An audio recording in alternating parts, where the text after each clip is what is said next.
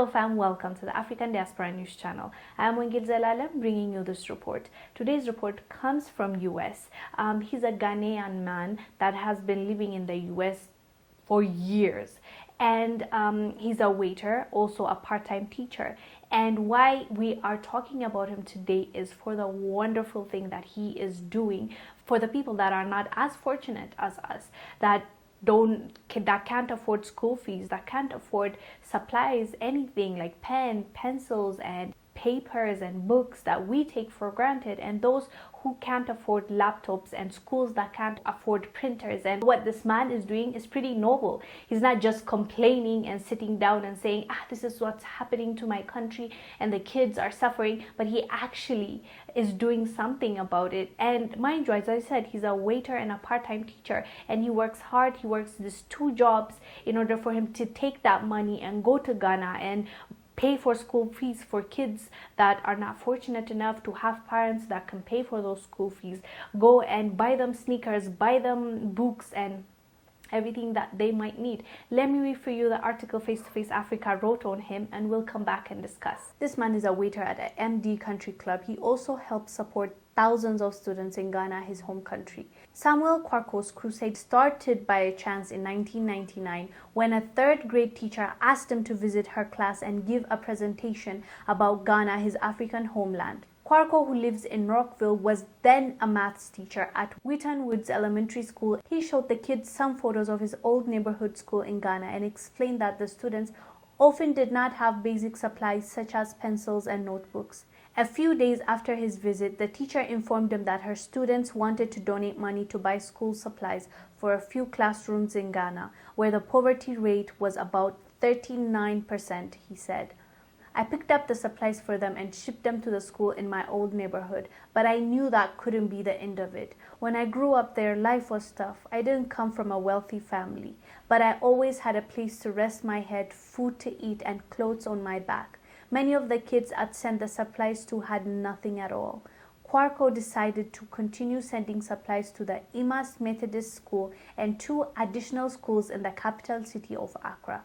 For years, he quietly bought backpacks, paper, and crayons on his own and shipped them to school administrators, he said.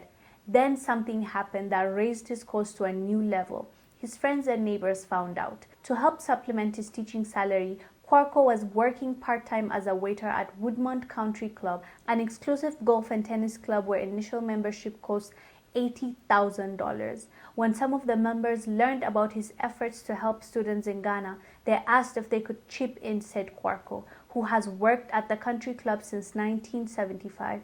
He also is a part-time substitute teacher in Montgomery County. I have never asked for donations, but people are generous and wanted to help, he said. A member would say, "Hey Sam, next time you go to Ghana, let me know. I will try to help you," by word of mouth. It took off from there.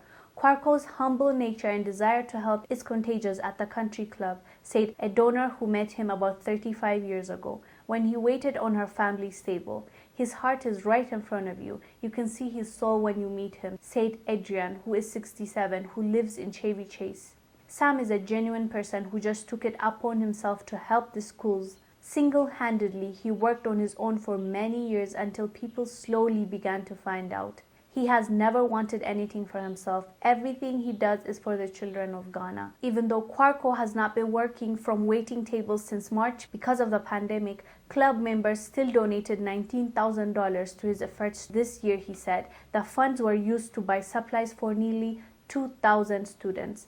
The generosity is incredible. The club has been like a second home to me, Quarcoo said. The members all have such big hearts. The difference they've made for the school children in Ghana is inspiring. Quarcoo's own story began in a compound of small family homes outside of Accra, where he said he was nurtured by relationship with his cousins, aunts, uncles, and grandparents. My father sold produce at a market and we didn't have a lot of money, he said, but you can never complain about what you don't have. I always felt loved and I grew up with the support of my uncles and aunties. It was a happy time. Quarcoo walked barefoot to school because his parents couldn't afford shoes for him and his 5 siblings. But nobody else in his community could afford them either. Everyone went to school in their bare feet, he said. That's just how it was, but we did have uniforms because you weren't allowed to go to school without one. After the third grade class prompted him to send school supplies back home, he learned that children in his old neighborhood in Ghana were still denied the opportunity to learn if they didn't have uniforms. So Quarcoo started paying for as many as he could, along with notebooks, backpacks, and grooming kits. Then, when the cost of shipping escalated, he decided that it made more sense to travel to Ghana, buy the supplies there. He now makes the trip twice a year, most recently in November. I'm able now to buy laptops, desktops, computers, uniforms, and shoes for the kids in 3 schools, he said.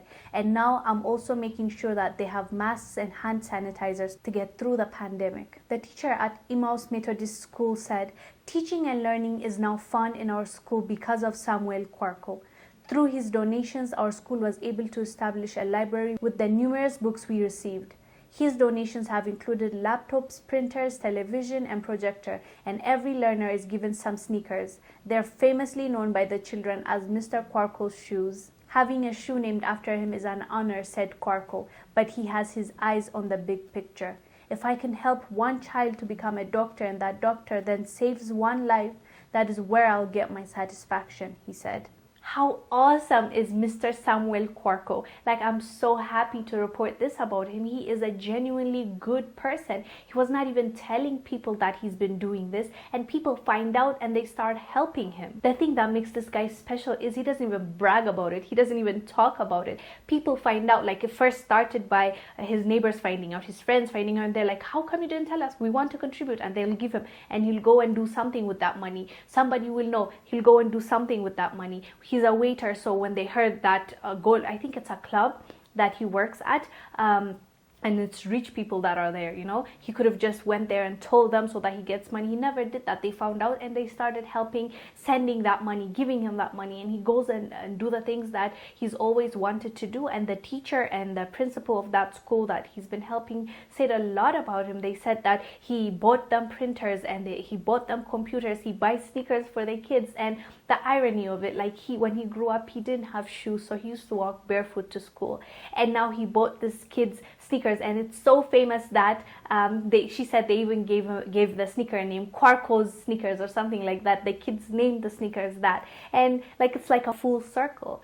He's been when he was young, he didn't have all the things that a kid might have needed, not even want, but needed, but he didn't have. But he grew up and became who he is right now, and then now he's paying it forward, and those kids now don't have to walk barefoot because of this man's sacrifice and this man's pure heart. Like, I know it's a stretch to say a pure heart, but from what I saw, he's really doing a wonderful thing. What this teaches me is, you might not have a lot, you might not be a millionaire, you might not have a lot of money, but with the little you have, you can make a change in someone's life. It can be one child, it can be one person, and that's enough. Like, if you can just change, or for the better, change somebody's life, what else can you ask for? Even the satisfaction in knowing that you've changed somebody's life. Because he even said his dream is not for them to thank him or